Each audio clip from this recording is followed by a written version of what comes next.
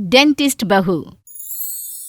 उदित सालों बाद विदेश से अपनी नौकरी का इंडिया ट्रांसफर लेकर घर वापस आ जाता है, जिसके आते ही उसकी मम्मी शादी की बात शुरू कर देती है और कुछ ही समय में गौरी को पसंद कर लड़की देखने उनके घर पहुंच जाते हैं। भाई हमें तो लड़की पसंद है, अब बस आप जल्दी से शादी का मुहूर्त निकलवाइए। इस पर दोनों की कोई राय लिए बिना रिश्ता पक्का कर दिया जाता है और देखते ही देखते कुछ समय में दोनों की शादी भी हो जाती है। चलो अब तो घर में बहू आ गई, मेरी टेंशन खत्म और आराम के दिन शुरू। मम्मी किस टेंशन की बात कर रही हैं? वही सब घर का काम, इसीलिए तो ढूंढ कर घर में रहने वाली बहू लेकर आए हैं। बुरा मत मानना, लेकिन मम्मी शुरू से ही ऐसी हैं। अब तुम आ गई हो तो टाइम के साथ इनकी सोच भी बदल जाएगी। क्या? हाँ, आप लोगों ने अपने मन में ऐसा कैसे सोच लिया कि मैं काम छोड़कर घर में रहूंगी? सॉरी, लेकिन मैं अपना क्लिनिक बंद नहीं कर सकती और करूंगी भी नहीं। गौरी की बात से माँ बेटे को शौक लग जाता है। ये क्या बात हुई? तुम्हारे पापा ने तो किसी काम का जिक्र नहीं किया, तो ये अचानक से क्लिनिक कहाँ से आ गया? तुम डॉक्टर हो क्या? मुझसे तो किसी ने मेरी मर्जी तक पूछने की जहमत नहीं की, इसलिए बाकी किसी चीज का मुझे कोई आइडिया नहीं है। और हाँ, मैं डॉक्टर हूँ, दांतों की, मतलब कि डेंटिस्ट। और सास बिना कुछ सोचे समझे बस गौरी पर चिल्लाना शुरू कर देती है। ये सब क्या बकवास है? इतनी बड़ी बात तुम्हें शादी से पहले बतानी चाहिए थी। ये तो हमारे साथ धोखा है। अगर पहले पता होता कि तू डेंटिस्ट है तो गलती से भी भूल कर भी अपने बेटे की शादी तुझसे नहीं करवाती।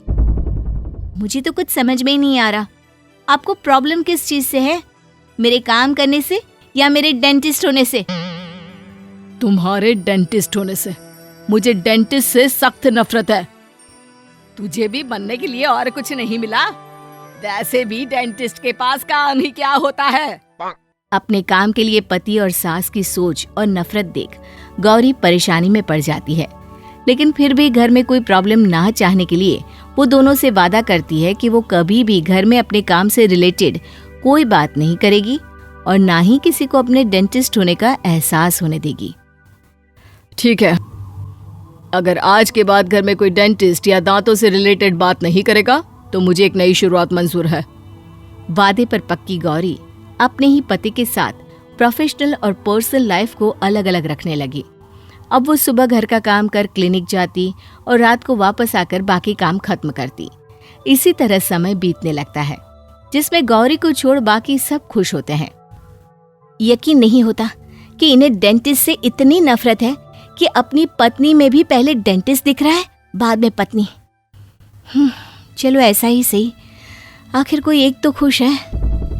इतने सब के बाद भी गौरी अपने तरीके से उनकी हेल्थ का अच्छा ध्यान रख रही होती है कि एक रात खाना खाते हुए अचानक उदित के दांत में दर्द होने लगता है। क्या हुआ? तुम ठीक तो हो? ज्यादा दर्द हो रहा है क्या? मैं ठीक हूँ, दूर रहो तुम, मुझे कोई डॉक्टर नहीं चाहिए। भूलो मत, मैं तुम्हारी पत्नी भी हूँ उदित। जानते हुए कि सीधे तरीके से काम नहीं बनेगा, गौरी तुरंत रसोई में जाकर लौंग का गर्म पानी लेकर आती है। इस पानी से दर्द वाली जगह पर गरारे कर लो, दर्द में राहत मिलेगी। तुझे बोला था ना कि घर में अपनी डॉक्टरी नहीं दिखाएगी, फिर भी शुरू हो गई। दूर रह मेरे बेटे से। मम्मी, ये लौंग का पानी है, सालों पुराना घरेलू नुस्खा है जिसे डॉक्टर नहीं पत्नियां अपनाती हैं। सास पानी का गिलास लेकर उदित को दे देती है, जिसे पीने की कुछ देर बाद उसे आराम मिल जाता है। थैंक यू, तुमने एक डॉक्टर की जगह पत्नी की तरह सोचा और मेरा दर्द ठीक हो गया। अभी कोई डॉक्टर होता तो पहले 10 दवाई लिख देता और क्या पता दांत ही निकाल लेता। उदित सोने चला जाता है और गौरी रसोई में आ जाती है।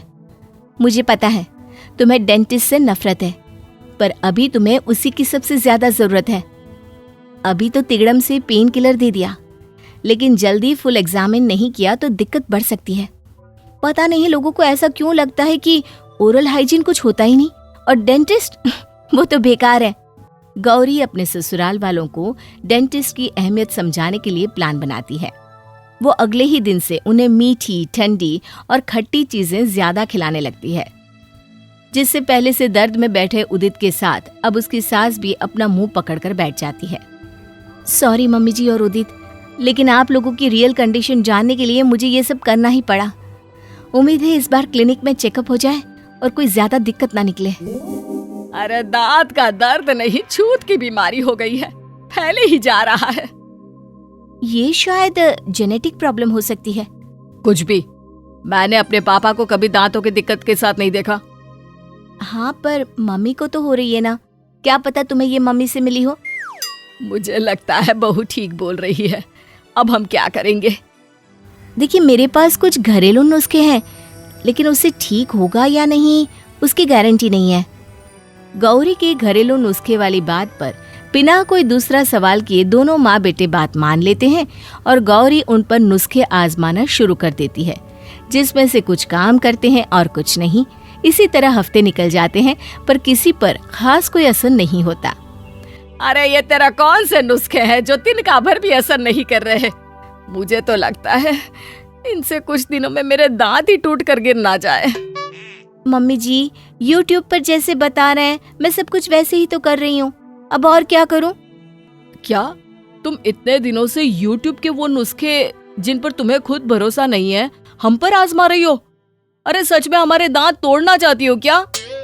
देखिए, मुझे तो अपनी पढ़ाई और ट्रीटमेंट पर भरोसा है, लेकिन आप लोगों ने उसे बैन किया हुआ है, तो मैं क्या करती?